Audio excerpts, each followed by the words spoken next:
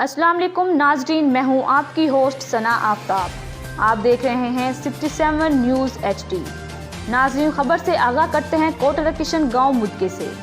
कोटा दकिशन के नवाही गांव मुदके में हवा की एक और बेटी तशद्दुद करके कत्ल कर दी गई। जालिम शोहर जावेद ने शमीम बीबी को मौत के घाट उतार दिया। तफसीलात के मुताबिक मुदके की रिहायशी शमीम बीबी की शादी 10 साल पहले भंबा गांव में जावेद से हुई थी। 10 साल में औलाद न होने पर अक्सर शमीम बीबी पर तशद्दुद किया जाता था। शमीम बीबी की हालत गैर होने पर इसे घर के बाहर फेंक कर फरार हो गया। उनका अपने घर में तशद्दुद करके उनकी बहन को इधर हमारे यहाँ छोड़ गया, इनके घर के आगे नीम हालत बेहोशी की हालत में। ये 27 तारीख का हुआ है। 27 तारीख को हमने पुलिस को इन्फॉर्म किया, एप्लीकेशन दी, लेकिन पुलिस ने कोई कार्रवाई नहीं की। उसके बावजूद आज 31 तारीख है और उस बच्ची की डेथ हो गई है।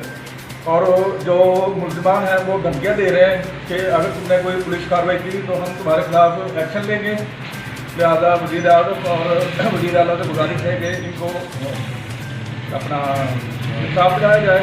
और विरसा का वज़ीर आला और DPO कसूर से फौरी नोटिस का मुतालबा।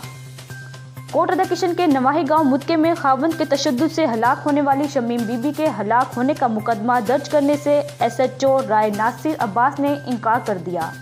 लाश कब्जे में लेकर वापस करने से भी इनकार कर दिया गया। अहले खाना ने रोड ब्लॉक करके एहतजाज करना शुरू कर दिया। पर्चा न काटने पर लवाहिकीन का सड़क पर एहतजाज। अंधाल अड्डे को चारों तरफ से बंद कर दिया गया। लवाहिकीन की हुकूमत से इंसाफ की अपील।